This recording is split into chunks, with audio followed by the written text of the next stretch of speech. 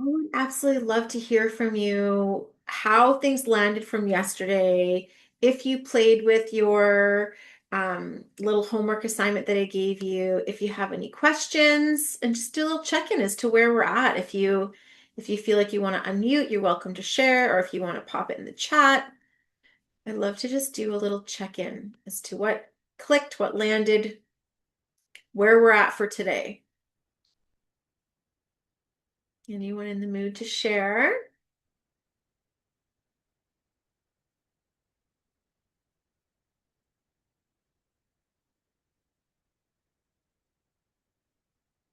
Well, I'm really excited with what I've got for you guys today. I've been teaching this framework, the three-stage business model with the predictable profit formula now for, I don't know, I've been using the model for several years, but teaching it in these workshops for probably about a year to 2 years now. And I've created a new dashboard tool, which I'm going to walk you guys through today, which I'm hoping is really going to take something that might sound a bit theoretical and make it super applicable so that you guys have like a thing you can do when you leave today's class. That's my goal for you today. So hopefully you guys are like ready to just dive right in and get into it today because yeah, that's the plan. I'm going to pop the link in the chat so that you've got the spreadsheet handy. But before I go into how do we work with it, I want to just kind of give you the framework of the three-stage business model. Oh, Vicki, I'm seeing your comment, the design of the flow. Oh, yeah, progressive offers for clients. Absolutely. Yes. And being able to support your clients. It's just such a supportive way to do it, the progressive flow. I love that. Well, you're going to like today even more then, hopefully, because we're going to get into that in detail. So, the three-stage business model. Basically, these are the three stages every single business needs to have in order to be stable, to attract clients, and to have predictable revenue streams. And when you use a model like this is where you know when I do X, clients come in. When I do Y, clients come in. And that's where the predictability comes in from. And when we don't have that, it can really create this uncertainty of like fear as to when the next client's coming, how we're going to attract the next client, where they're coming from, all this kind of stuff. And that level of uncertainty is not good for our nervous system. It's just, yeah, not helpful and not professional, right? And it's like I want you guys to feel supported in your work, stable and professional in your work. So I'm going to walk through it. Stage one. Stage one of this model is how do you build your community? So this is like building your audience, building your community, building your brand recognition, building that sense of like people know who you are and they know what you do. Okay, that's stage one. And in stage one, I recommend that everybody has three things they do to build their audience. So this can be networking, right? Going to referral networking. I have a regular Wednesday morning referral group that I go to every Wednesday morning. And the whole purpose of that referral group is to share business with each other and send each other business. So that's one way. Another way would be social media. Now, the thing about social media that we need to be aware of is it tends to work best to stay connected with people who already follow you in order to grow your social media reach, which is what you really need to do if you're looking to expand your community. You kind of have to get a little more creative with it. You might need to do ads.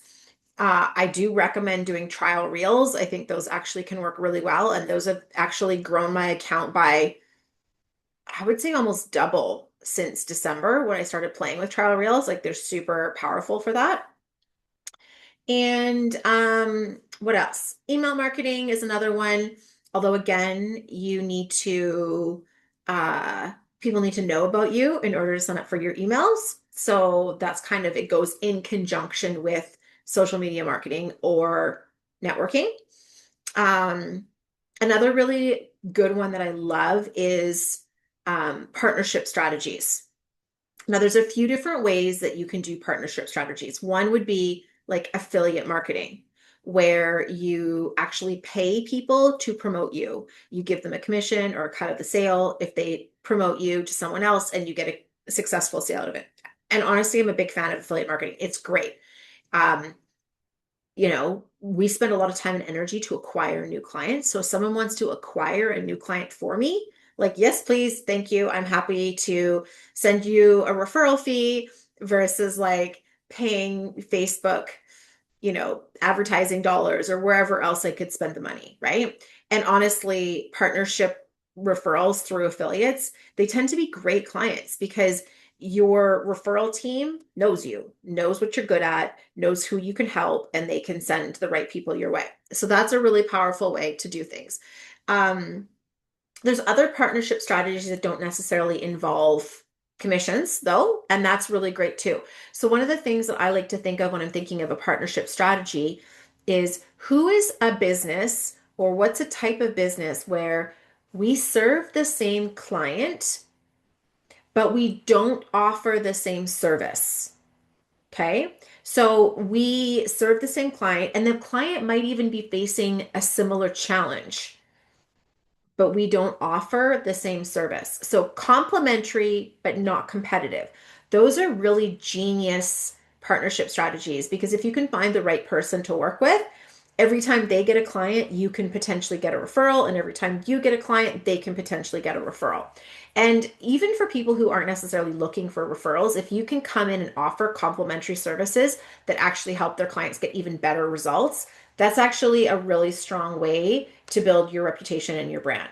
So, what are some examples? So, for me, an example of someone who is a great complementary but not competitive is like an IT person, because a lot of people who I end up supporting, they need help with their website, they need help with their email, they need help with the technical aspect of that kind of stuff. So, it's easy for me to say, here's someone I trust who can help you with that. And at the same time, the IT guy I use, he sees people come in and set up their websites and set up their emails and things like that, but they maybe don't have a strategy to actually grow their business. And so then they're like, oh, bring on Megan, right? So that's a great idea of a partnership strategy. Another example would be if you're a dietitian and you're working with, like, let's say a physiotherapist or a trainer or somebody who works with the physical body while you work with the nutrition within the body, and you're both helping the same type of people. Maybe it's like moms or perimenopausal women or weight loss or whatever. You have the same niche, but your offer isn't the same, but you can both work together to kind of set each other up for success. Okay. So that's another really, really powerful stage one strategy.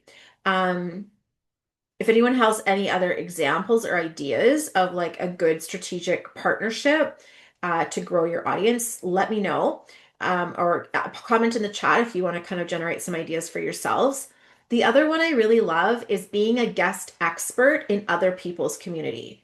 That has been a solid strategy for me over the years, is finding ways to support other leaders in their community. If you're on my social media, you'll see that right now I just shared a post from one of my teachers. Her name is Priscilla. Her brand is Temples of Atlantis, and she has a training program called the Atlantean Priestess Collective.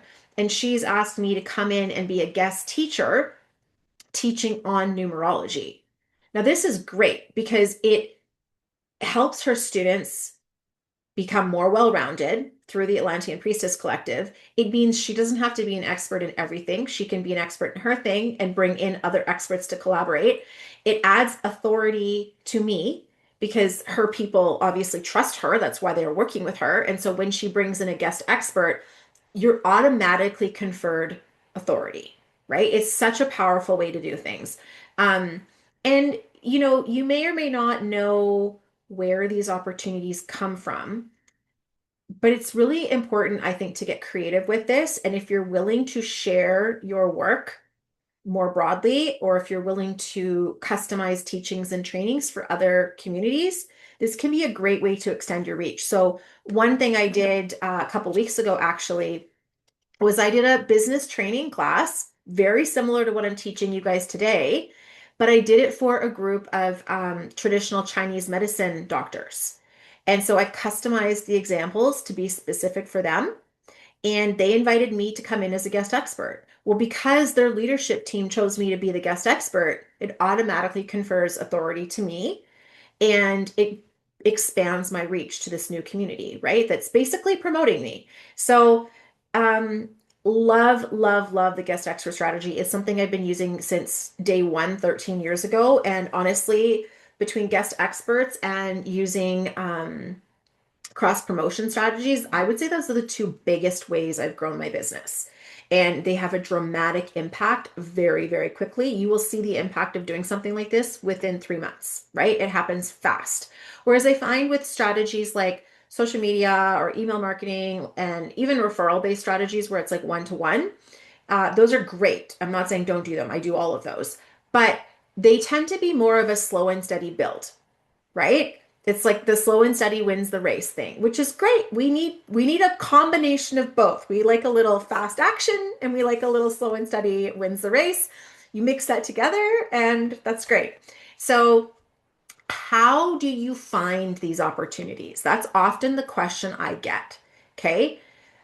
Here's the thing with opportunities like this. Number one, the more generous hearted you are in anything you do, whether you're a student, a participant, a friend, a colleague, the more generous hearted you are, the more people will defer to you and give you the chance to share your wisdom, knowledge, whatever, right? So, like, for example, the way that everything came to be with Priscilla was actually really very synchronistic because many years ago, she was running a master class on Mary Magdalene. And I've showed up to the master class as a student, just interested and curious, right? But if people are commenting on the chat and anything related to an area of my expertise comes up, then I want to share and I want to talk about it. So if numerology comes up, I'm going to say what I think. Or if people are talking about, oh, the energy right now. And I'm like, well, yeah, that's because it's a one energy and that's what's going on here. Like I'm going to share, right? And then people are like, oh, tell me more. So I ended up studying one of Priscilla's, well, several of Priscilla's trainings. Like I went to one of her retreats and I took one of her healing modalities and loved it. And she loved what I had to share. So she's like, love what you're up to. Come and guest teach. So it was very organic, but it started with relationship building. And it started with me being like, oh, I'm happy to share numerology knowledge in the chat or in the group chat or wherever it felt relevant to do so without like, oh, obviously I'm not going to override and take over, right? Like it's like support, right? Support. And in that support, edifying your teachers, right? When you can edify your teacher and you make them look good, it's easy for them to want to collaborate, right? So those are a couple of the strategies I use. You can also ask, right? You can also ask, and this is an underrated one. Like if I see someone out there and they're doing stuff that I think is really cool, I might ask, like, hey, have you ever thought about bringing in X, Y, and Z? And I might pitch myself in terms of, oh, I would love to support you. Have you ever thought about bringing in this? I'm happy to do it. Oftentimes, especially if it's the first go round, I'll offer to do it unpaid as long as I'm given permission to pitch at the end, right? That's some people are like, I don't want to speak for free, and you can have your boundaries, whatever they are. Um, but honestly, if someone gives me the chance to pitch, I'm happy to speak for free because I know that if I can get my brand out there and I can make them look good, I will generate sales on the back end. Now, part of that is because I have my three-stage business model dialed. If you don't have your business model dialed, you can speak for free all day long and just run out of air, time, and energy and burn yourself out. And in that case, don't speak for free. But now I get opportunities to do both. I've had plenty of paid speaking gigs, especially last year. I got so many paid speaking gigs last year. It was like a really good feeling of like, this feels really good. But the cool thing about it is I was getting paid to speak and I was given permission to pitch. So I kind of got the best of both worlds. But let me say, I put time in to get there. Like I wouldn't have expected that on, sort of like day one, right?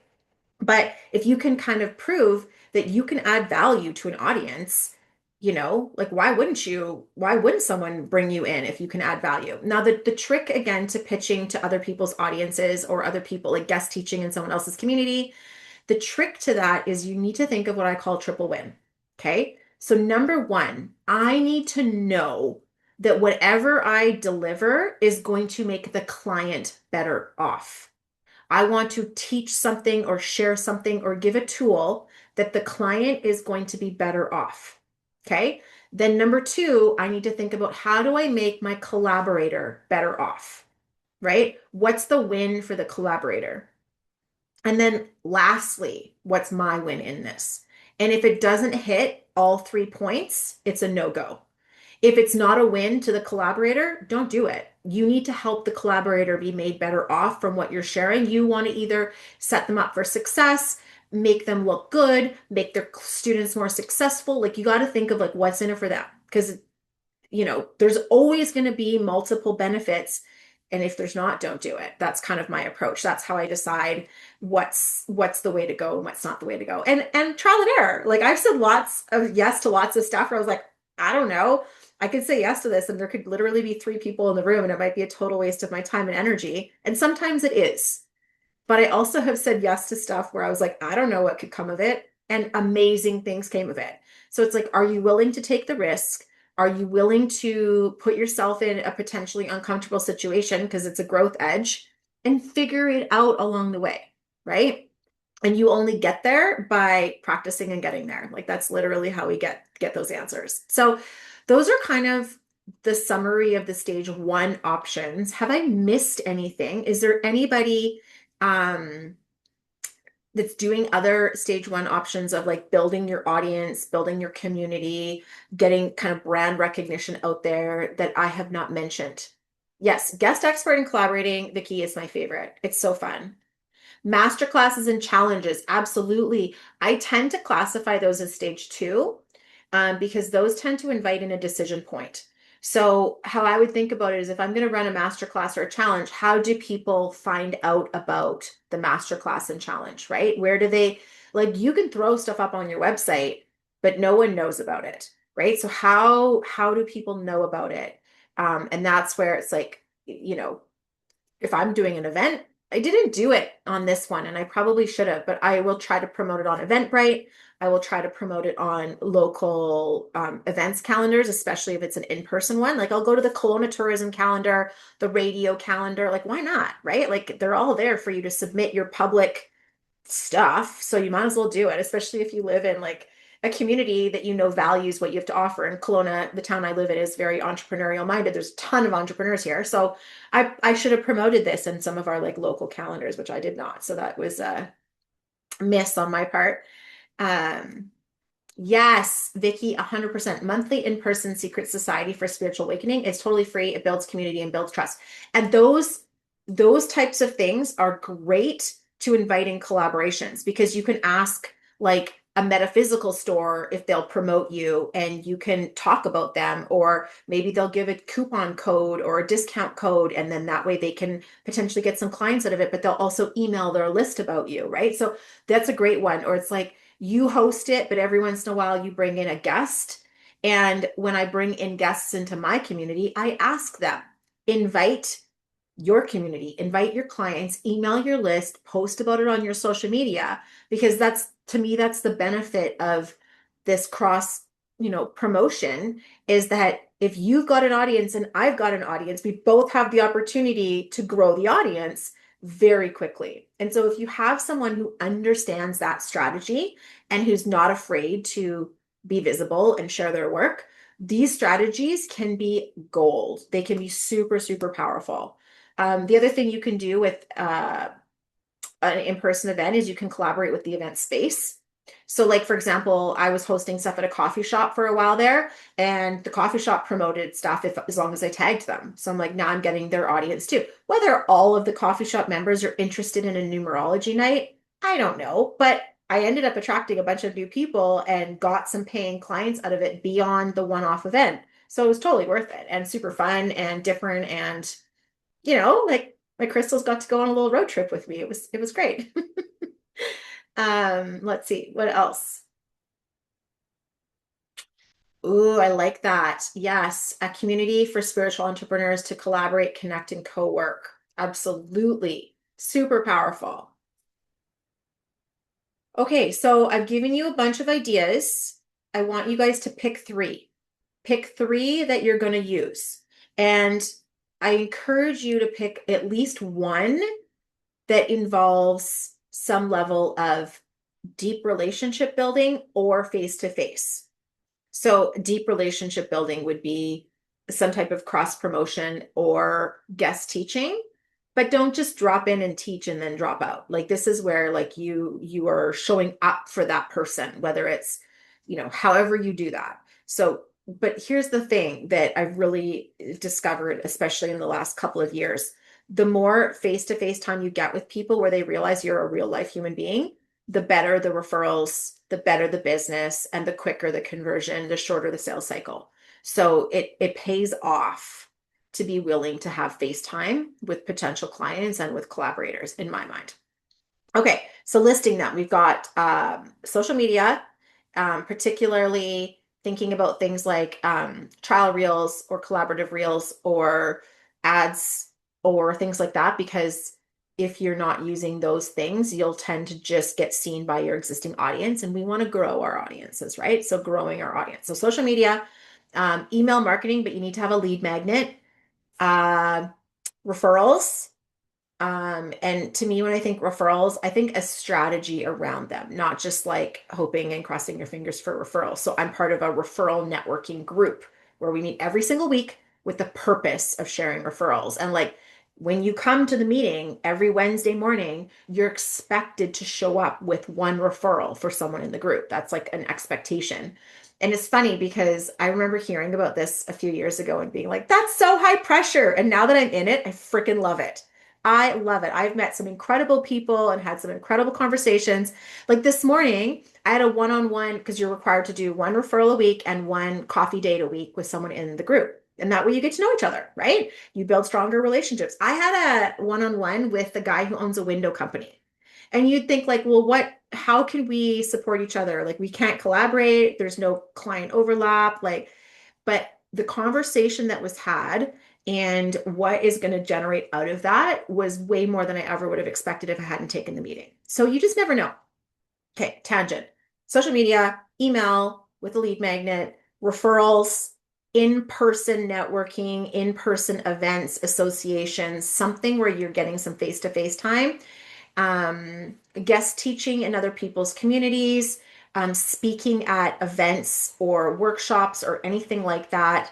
Um, I guess at level one, it's like you ideally have the other person providing the audience, right? At level two, you might provide your own audience, but ideally at level one, it's like you being invited somewhere, guest teaching, guest speaking, whatever, adding something to somebody else's community. Yeah, it's a BNI that I'm in. So if anyone's like, I need to know about BNI from somebody who I would not expect to be in BNI, talk to me because I was so anti BNI a few years ago, and now I'm like, I feel like I'm part of the BNI cult, and I love it. It depends what community you're in though, because different groups are different. But there's lots. Even if you're like, nope, BNI is not my thing, the chambers have their own referral groups. You can join a women in business group. Like in my town, there's like probably 5 women in business groups. So just test them out. Go as a guest until you find one that you actually resonate with. Yeah, Vicky, and I've heard that. Some people don't like the BNIs, and there's definitely the BNIs that have like the good old boys club vibe to them. So you need to find one with a strong leadership team. And I'm on the leadership team of mine. So I feel like that plays somewhat of a role, but I'm new. I've only been in it for 6 months and they had a good vibe when I joined. So I was willing to like take the risk on them and check it out. It makes a huge difference. It makes a huge difference. And that's with all networking, right? Like you're gonna find these networking groups, even the women in business ones in my town. There's some where it's very like, we've been doing this forever and we have a way of doing things. So it feels very kind of like they're set in their ways in a sense. And then there's other groups where like they're relatively new and it's like there's kind of new energy. And so there's pros and cons to both. And you just, to me, try them out and see. But I do feel like the face-to-face time in this market makes a huge difference in how quickly your leads convert. Um, and even that it even knowing that it confers online authority, right? So people seeing, even if you don't meet them face to face, but they see that you meet with other people face to face, it confers trust and authority in you, that you're a real legit person who goes out of the way to help other people, right? So it's super powerful. Okay, did I list them all? Should have just given you guys a list, but I like talking through it. Okay, step two. This is the stage two. Have you guys all picked three? You need to pick three. That's the rule here. You need to pick three. Um, yeah. And I do think, Vicky, community to community, it's different. I do know that I'm really lucky and that I live in a relatively small town. Like Kelowna is like 150,000 people. So it's a relatively small town, but it's very entrepreneurial. And so there's a tazillion, like I don't even know how many business groups there is in this town. It's crazy. But a lot of them aren't my jam either, right? So you really have to experiment till you find one that sticks. Um, and I will say, you'd be surprised. So, like, even in my referral group, some of the best referrals I've gotten have been from people in trades, right? Like in construction. And they gave me excellent referrals. I never would have thought I would have been referred by these like men in construction businesses. But here we are. You never know. Um, okay, stage two. That's where we're at. Focus, Megan. Stage two. Um, Stage two is providing a decision point for your client. Okay. Stage two pushes a choice. So it can be a few different things, and I'm going to give a few different examples here. Depending on your business model, you might have multiple. I have lots of stage two offers. And if you're looking to add new clients, I highly encourage you to have a few different options of stage two offers. You want to think of some that are low risk for your client, like easy for your client. So, like an opt-in is almost a stage two in a sense of like I have to take an action, I have to sign up for something, right? But I would say even more than that would be like a master class, a challenge, or a freebie where there's some kind of like a call like this, right? You guys had to choose to show up. You had to choose to sign up, first of all. Then you had to choose to actually be here. And for the replayers, you had to actually choose to set time aside to watch the replay. It really provides a decision point, right? Where like you guys have to decide, do I want to be here or not? Is this worthy of my time and investment or not? Is this outcome that I could get worth the time and the energy that I have to put in to sort of getting to the next step, right? So, masterclass, workshop, challenge, um, a video series could even be considered stage two, although I don't tend to really focus on things like that. I feel like if someone's gonna do the work to be on a video with me, I'd rather it be to bring them into a face-to-face experience with me, whether it's a sales call or a workshop. Do you know what I mean? So video to me is just kind of like just a little chick in the road, but not like a destination for a decision point. So those are the online ones, and those tend to be like, you know, I guess it depends on what your schedule is like, but like pretty low risk. Like if you guys are like, I don't want to be here anymore, you can leave. Nobody's forcing you to be here. Like yeah, I would probably might like obviously I'd notice if some of you left, but like if you're one of the people who aren't on the screen or you have your videos off, like I might not even see if you left, right? So it's a low risk. Whereas like for example, booking a strategy session with me and fully investing time where you have to show up on your call and you have to like answer questions and talk through things with me, it's slightly more risk. But if I get you on a strategy call, we have a relationship now. So it's more risk, but there's also more reward, right? There's more potential benefit to you and me because now we have a relationship. I can give you specific examples. We can come up with a specific plan for you. And for my benefit, like now that you have a stronger plan and a stronger sense of what's next, it's easier for you to say yes to whatever my stage three is going to be, right? So you really need in your stage two to create decision points. So workshop, masterclass, challenge, those are online ones. Strategy session, discovery call, that's another class of them where it's like face to face, one on one, whether you do them in person or virtual, does not matter. It's the same technique. You can do an asymmetrical consult or session. And when I say asymmetrical, what I mean is you would fill out a form or send me an email with a bunch of information, and I would either send you a voice note back or send you a Loom video back or send you an email back. So it was like you got my specific guidance and advice to your unique situation, but you didn't have to book a call for it, right? So that's slightly lower risk, but still highly customized. Although I will say, like, they're not as effective as getting someone to do an assessment on the phone with you in terms of conversion, but they can be, and they can actually be really powerful if you set them up properly. I did like, I think I did 80 of them a couple years ago. I counted how many I did in 1 year. I did 80 business assessments in 1 year. And it was so cool because I actually learned so much about everyone's businesses and where the gaps were that it improved my training going forward. It was great R&D for me. And that's the thing about that. Like if you do it through a Google form, now you have a spreadsheet worth of data on your clients' answers, and you can start to see what are the reoccurring issues that all of my clients have, or like 80% of my clients have, right? And that will inform your social media content, your email marketing content, your workshops that you offer, the trainings that you offer, the guidance that you give people in your one-on-one sessions, right? So yeah, super, super helpful. So what have we got? Workshops and master classes and challenges. We've got like a sales call or a consultation where you're face to face, virtual or in person, makes no difference. We've got an asymmetrical assessment consultation type thing where there's like an intake form and you give them answers by video or by email. What else have we got in the decision point? Low cost offers. Low cost offers. Your low cost offer, if you're charging anything that's like $100 or less, these are not money makers to you at all.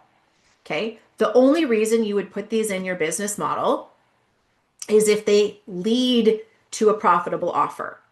And in that sense, these are stage two and their decision points. The whole purpose of a class that costs between $27 and $97, the whole purpose of that class is to build trust. And the trust must go both ways. It must go the trust in the client of themselves. Like if I buy your $47 product, what I'm doing as the client is I'm testing it out and feeling it out to see if what you do will work for me. Because, like, let's say you're selling weight loss. Okay. I have tried every diet under the sun, I've tried every weight loss technique under the sun. What makes yours work for me? I don't know. So I need a low risk, safe way to see if I trust myself with your system. Okay, I'm just using weight loss because it's a good example where people really recognize the vulnerability involved in that. But it's anything. It's health, it's finance, it's love, it's personal self-development, it's money, it's anything. Anything we do. If you sell something to people, if you provide a service to people where they've tried stuff in the past and failed, one of the jobs of your stage two is to help them learn to trust themselves again.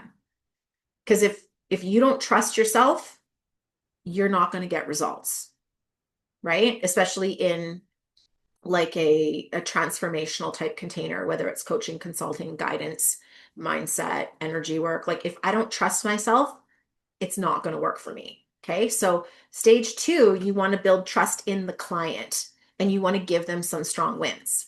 Okay. And if you do, it becomes a heck of a lot easier to say yes to the next step, which is where you're going to make your money.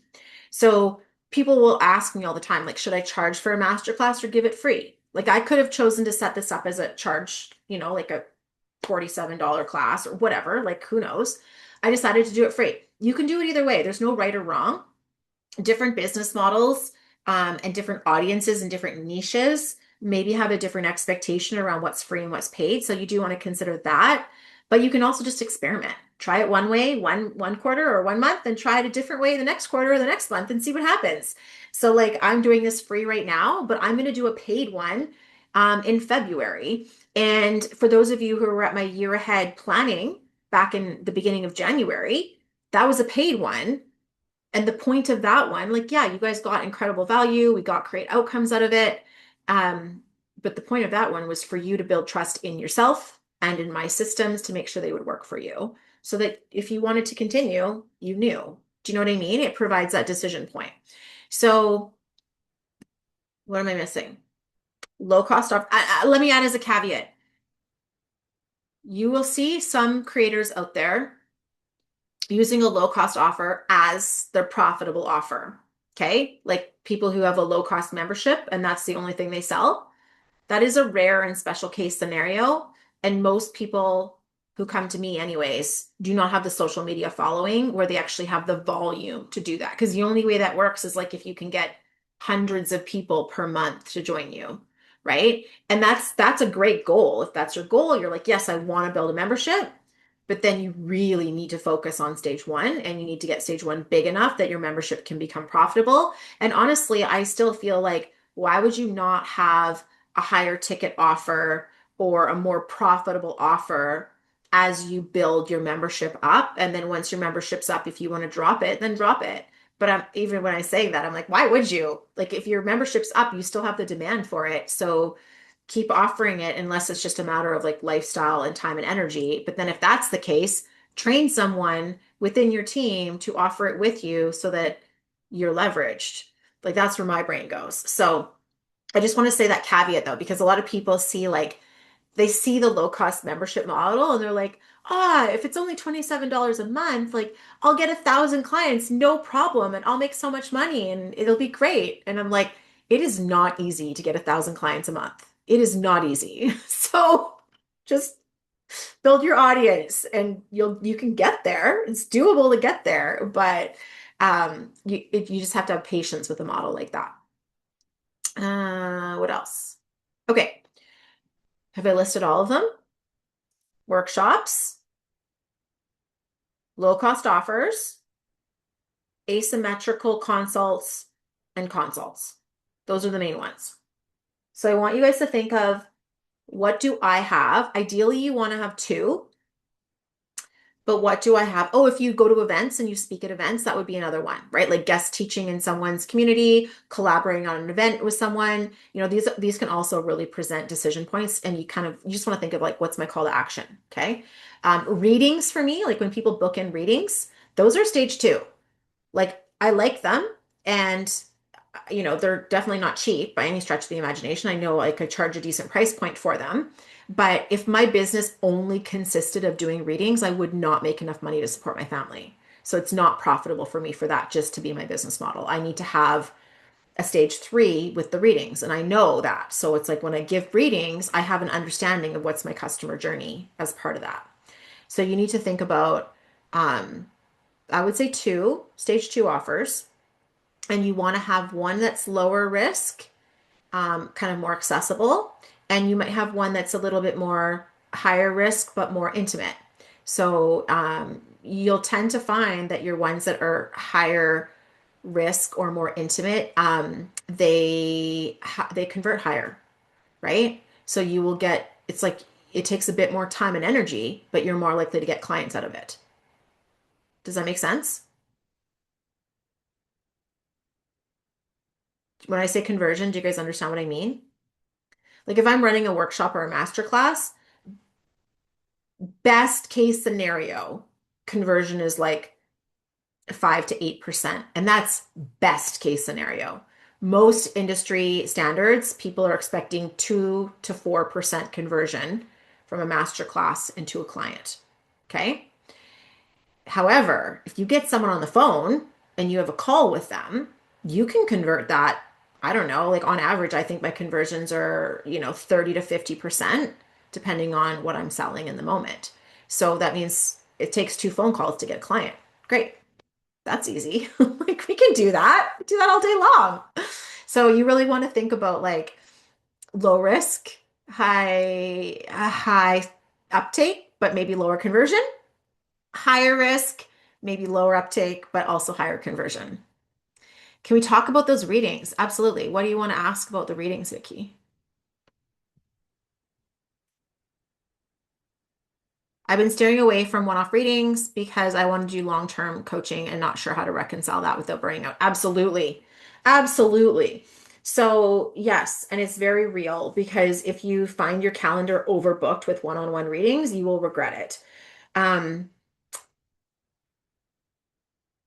I find readings are very cyclical for me. I tend to get a lot of them in January. Like this month, I've done so many numerology readings, maybe too many. Like I probably should have closed off my calendar a bit more than I did. But at the same time, I'm like, ah, I like it. It's January. It's a fun thing to do. So whatever. I also tend to get a lot more in the summer and in September. And December was busy for readings this year for me as well. And if you don't want to be known for them, then that's fair enough. But I think I have another colleague where she only does readings on the first two Tuesdays of the month, and that's it. And then like when they're booked, they're booked. Um, you really need to think about what is the client journey? If they come in for a reading, how can I help them to understand that yes, the reading can provide an experience in the moment, but if they're looking for true lasting transformational change, they actually want to be guided towards my stage 3 offer, which might be like a group coaching, transformational, women's circle, whatever, right? So oftentimes, especially with the way my numerology certification program is now, I have it kind of in my mind that these readings are positioning numerology certification. I may or may not actually pitch them on the call.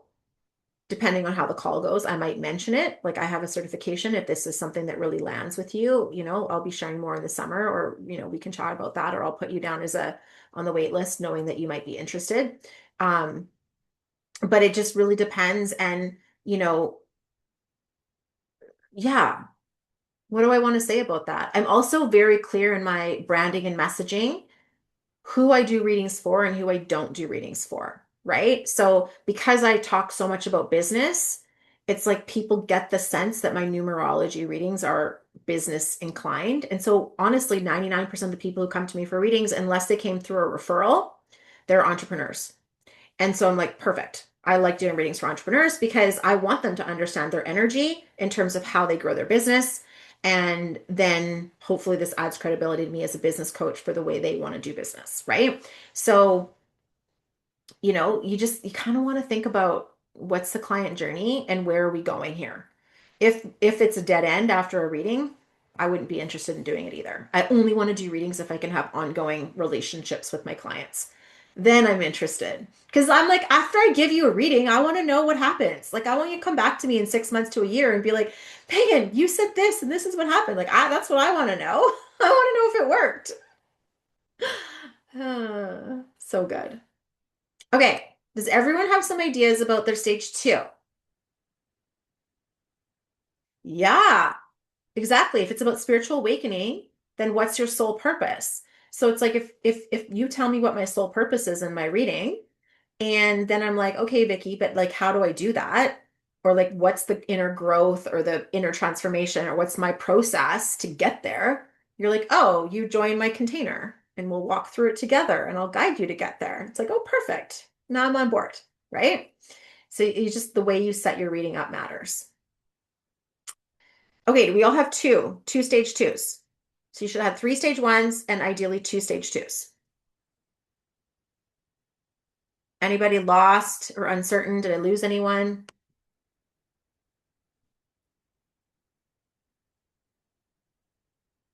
If you guys are working with me in the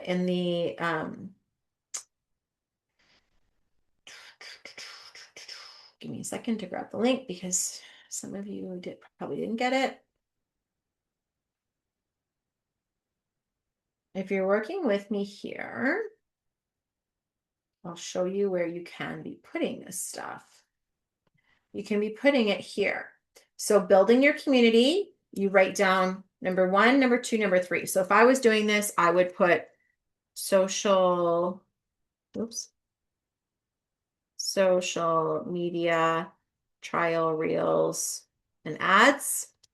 And then I would put networking and referral. And then I would put guest teaching and speaking. Okay. And then you can write some details down, right? If you need to. Social media, trial reels, and ads. My goal is I do that daily, 5 days a week. Okay. That's my frequency. I'm currently doing it and I'm hitting it. Okay. Networking referral, weekly, and I'm currently hitting it. I might actually separate out guest teaching and speaking, just add another column. So you can definitely adjust this to fit for what you need because I'm guest teaching and speaking ideally would be probably once a month. So monthly, but I'm not hitting that. I'm probably more like quarterly or every 2 months. So I'm going to hit occasionally. Okay. So that's how we can, and then on a scale of 1 to 3, how effective is it? Social media, sort of.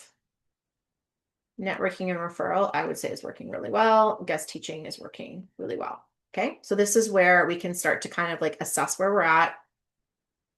Are you guys with me on this? Okay. The decision points. Okay. I have a lot. That's why I put a lot here. You may have more, you may have less. But like I have, let's just call them consults, like a strategy session. Okay. We've got master classes, like what we're doing right now, right? I do have bridge offers. So that's like a low cost offer. Okay. So you might want to actually name them out. Like I would name out, oh, my planning one and oh, the one I'm going to do in February, whatever. Okay. And then again, you can write out how often do I want to be doing consults? I want to be in consults at least 3 a week. So I might put that in the description, 3 a week, right? How often do I want to do master classes? Monthly or every 2 months. My bridge offer, probably every 2 months, right? So go in here and flesh it out a bit so you can see what's what. Okay. Do you guys have any questions about your stage 2? Do we all know what our stage 2 is?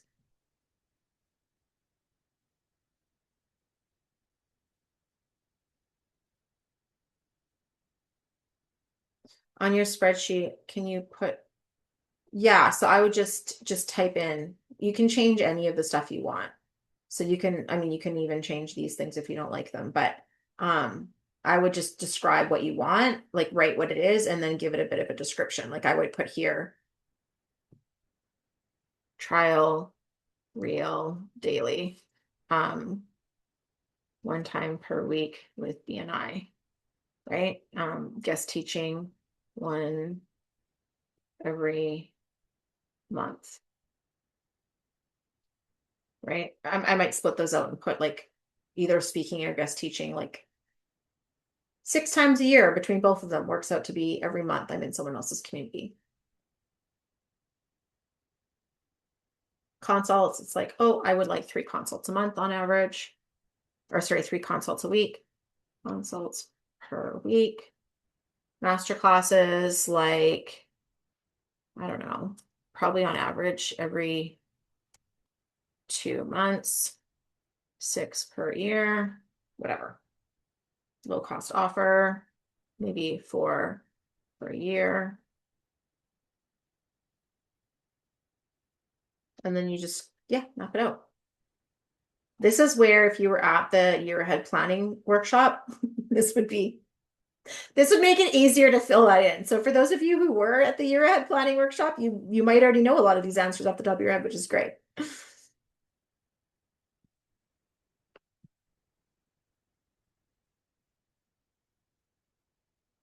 Okay. Does everyone have their stage 2 clear in their mind? Without your stage 2, if you don't have these in place, you aren't compelling people to buy. This is what I see when I see influencers with large accounts, but they're not monetizing it. They're not making money. And this is why you can see people with very small accounts that actually still get strong income and strong sales, right? Like up until last year, my social media account was at like, I don't know, 2,500 people, like very small for what my level of business was doing, but I have a really good system to bring clients in and to convert into sales. So because of that, I didn't need to have a big following, right? I'm trying to grow my following. Like I'm not saying that's the best practice, but I had great ways of like using my other strategies with affiliate, guest teaching, and collaboration. A lot of my clients would come in that way. And then my social media account just kind of like keeps me top of mind and adds some credibility to me. It's like your second website. right? Like if someone's going to work with you, they're probably going to scope you out on socials first to see if you feel like a real human being. Like I would never work with someone with the faceless account, and I would never work with someone who never posted because I'm like, do you even care what you're up to over there? Like, not that you have to post every day, but at least post like a couple times a month so that I see something like fresh. I just want to know that you're passionate about what you do and that you're super into it. Yeah, bridge offers are what I call a low cost offer because it's bridging you to something else. They're bridge offers, low cost offers. They're not here. We're not here to make money on them.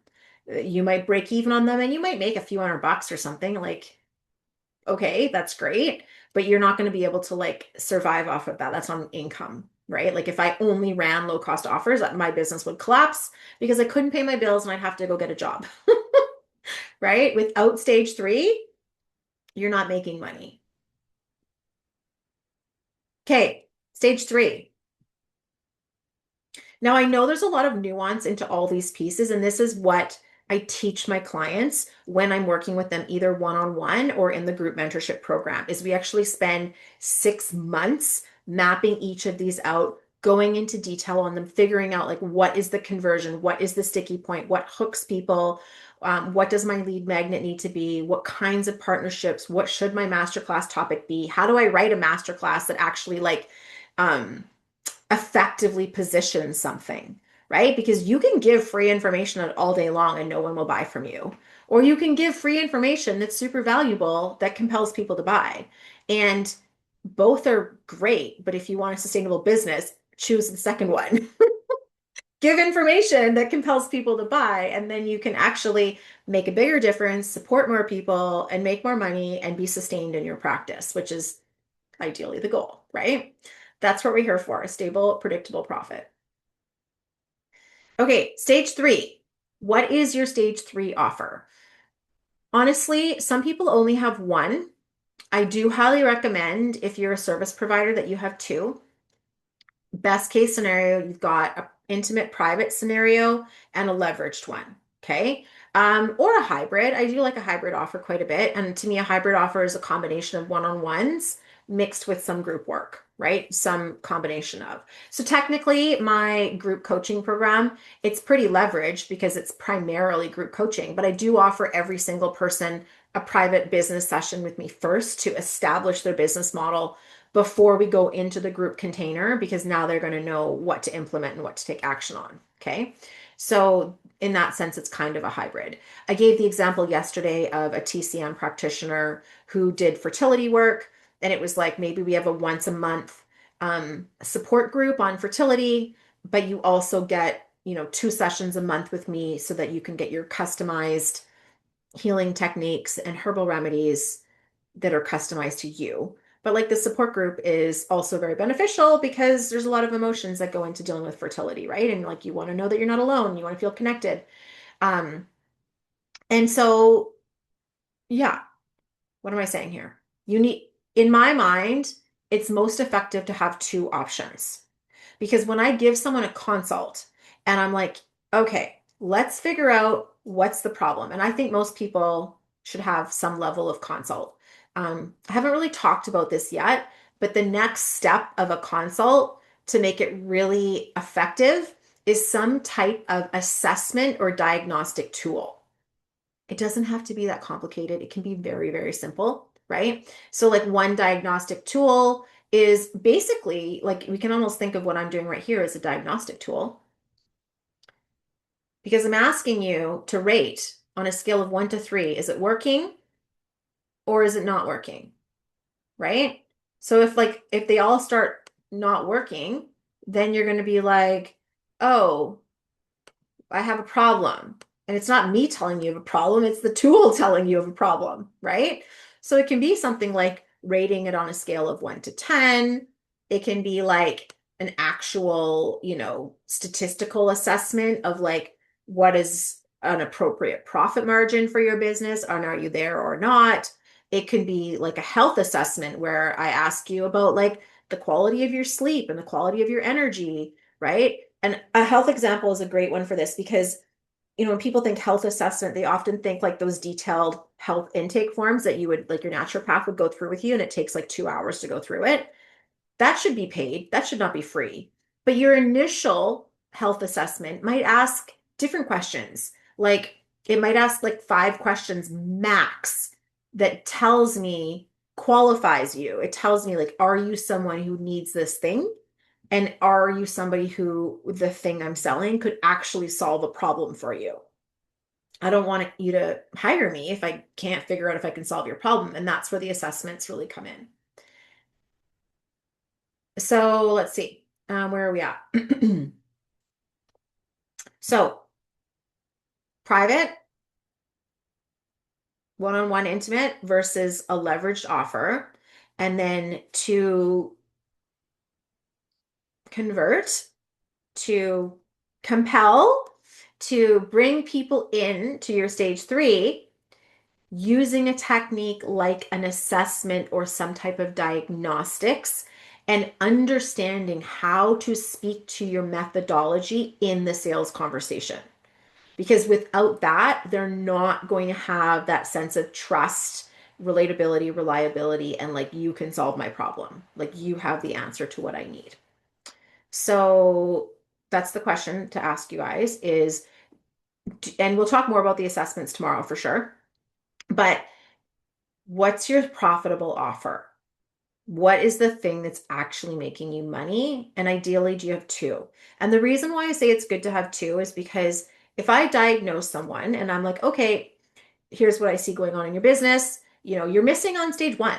And that's the problem. If you had stage 1 implemented, you'd make more money. You'd have more clients moving through stage 2 and 3. Your stage 2 and 3 look pretty good, but stage 1 is your gap. That's my diagnosis of your scenario, right? Like, I'm using my methodology to give a framework of like, here's what's working and what's not working. Now I can say to you, do you want to learn how I can support you in this? And then if you say yes, I can say, okay, you have 2 options here. Option number 1 is private coaching. We customize a plan for you. Da da da da da. Here's the price.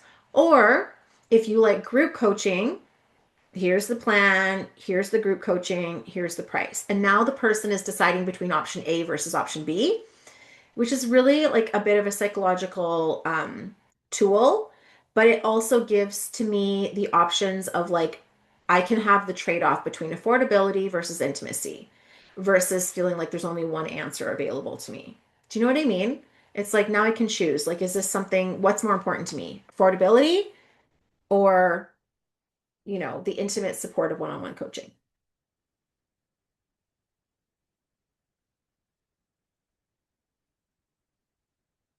Okay. Does everybody have their stage 3s? You guys know what they are.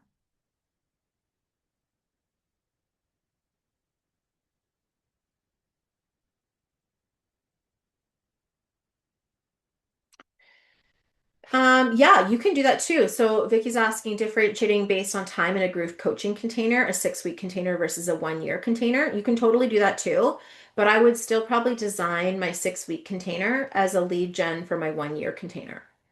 So if I did a 6-week container, like, that would, the comparison for me would be like a 6-week group coaching program versus the 6-month group coaching program for business.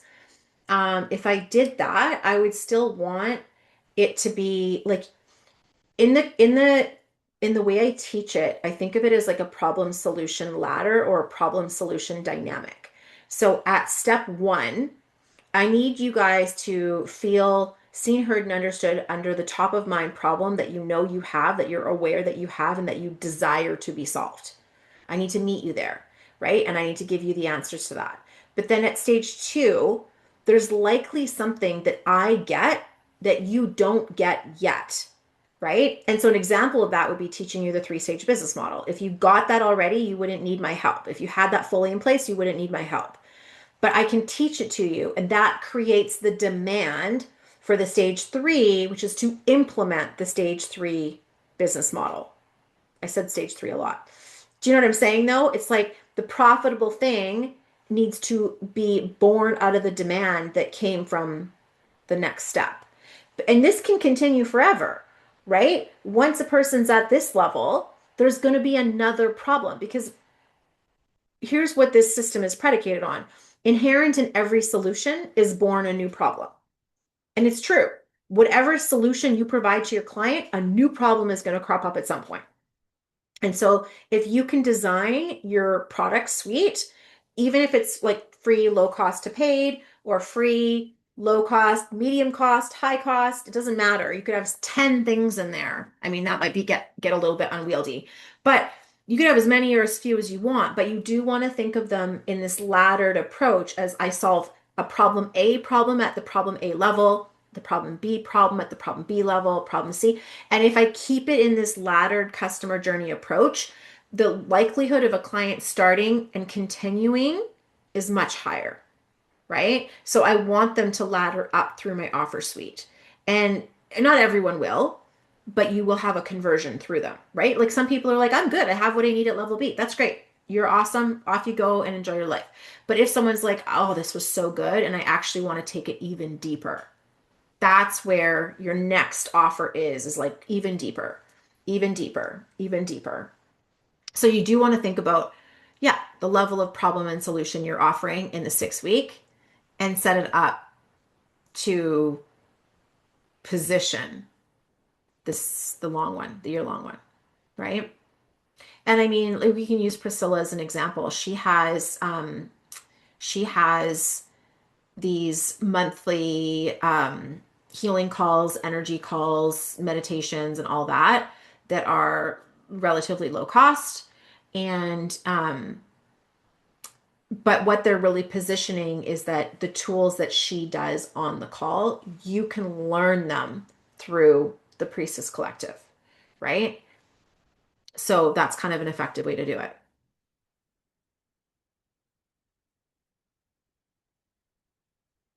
And I think too, for a lot of these three-stage business models, one of the ways we can think of it is like, I'm either going to do it for you or teach you the basics of how it works.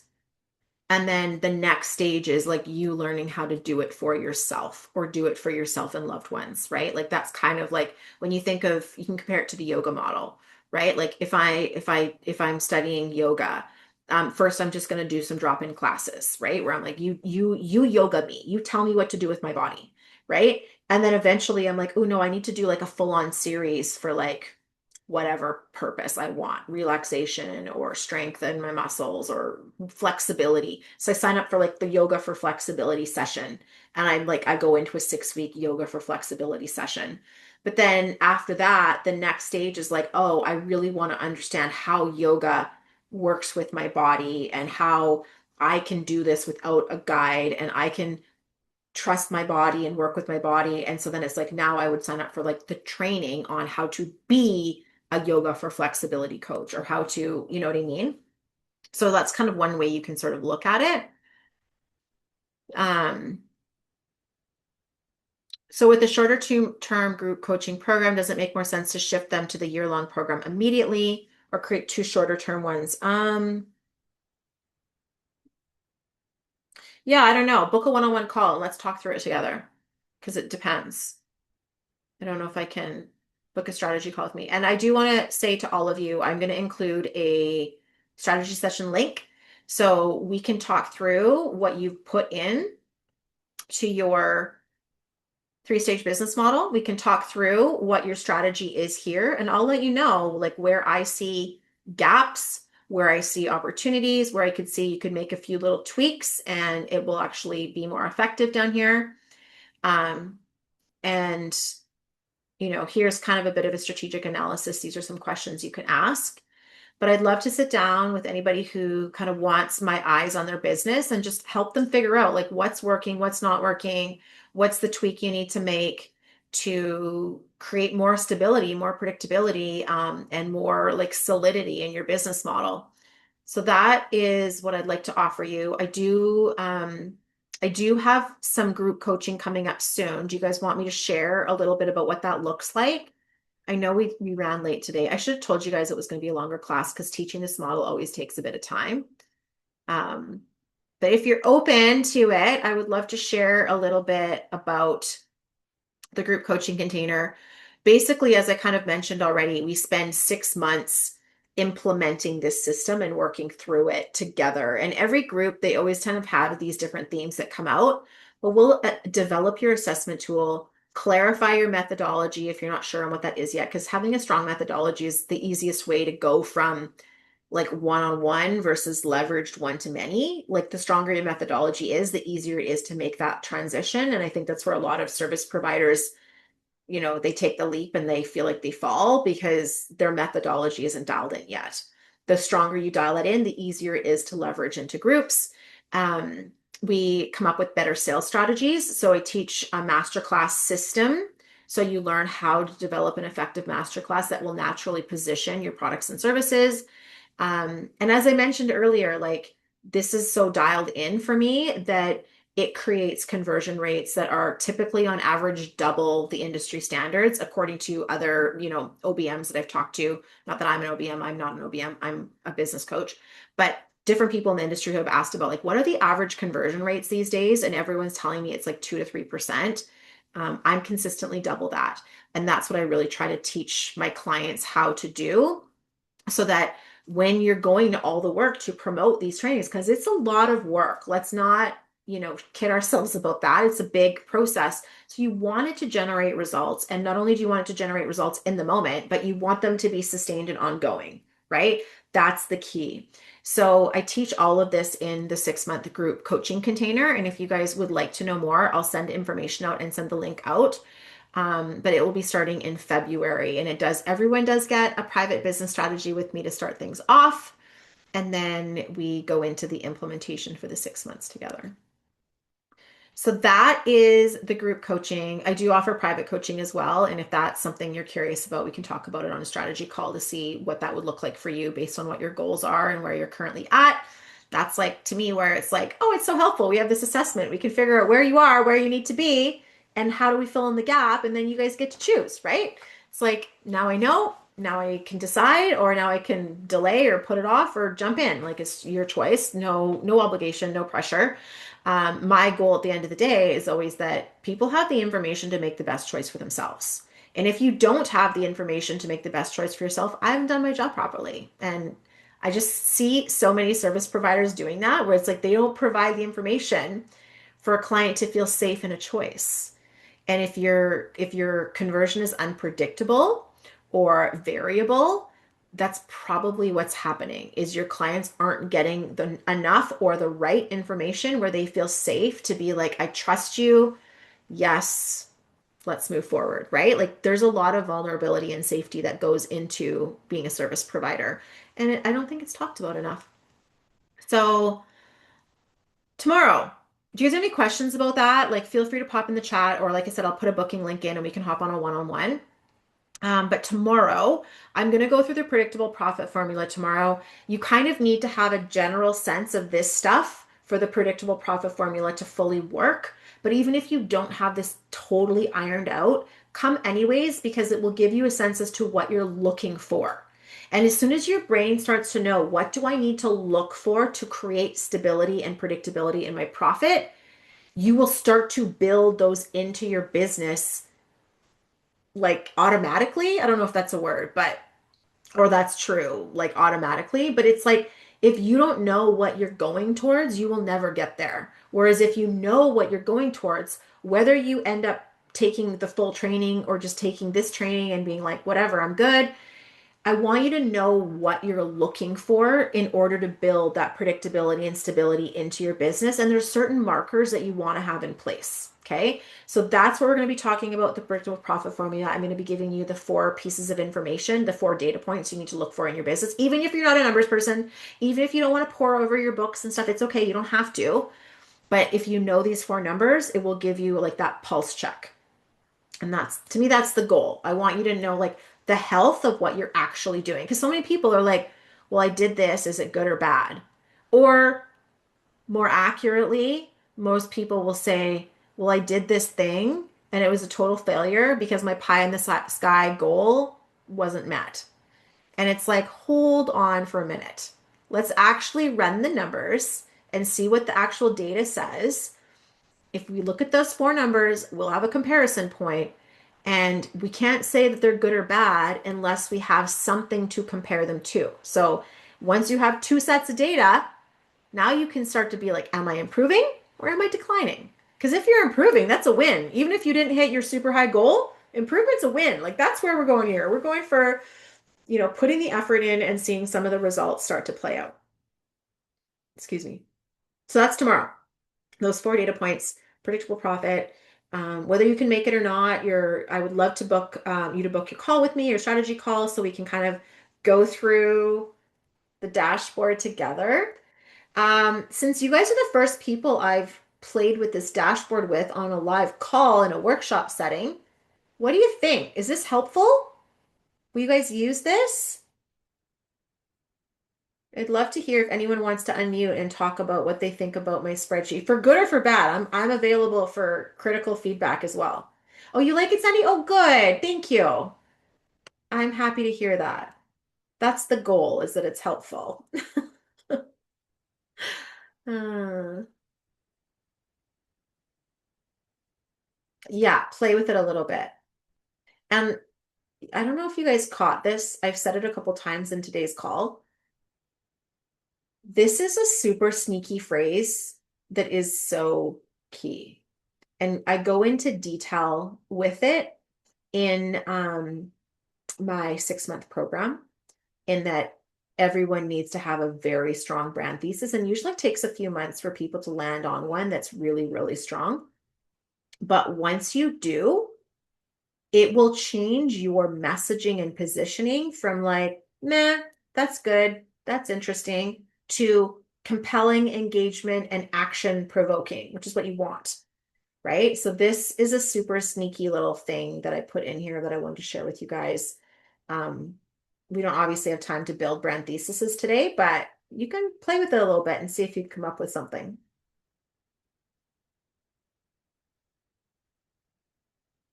Cool. Any questions before we wrap up today's call? Will you guys be on tomorrow's call? Let me know if I'm going to see some of you guys on tomorrow's call. I know we always lose people.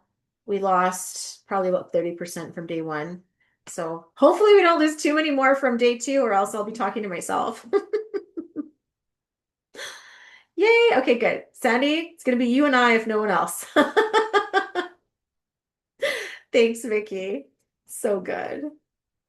Okay, everyone. I hope to see you tomorrow. I hope to see you in my calendar for one-on-ones. And yeah, we'll chat with you soon. Okay, bye, everyone.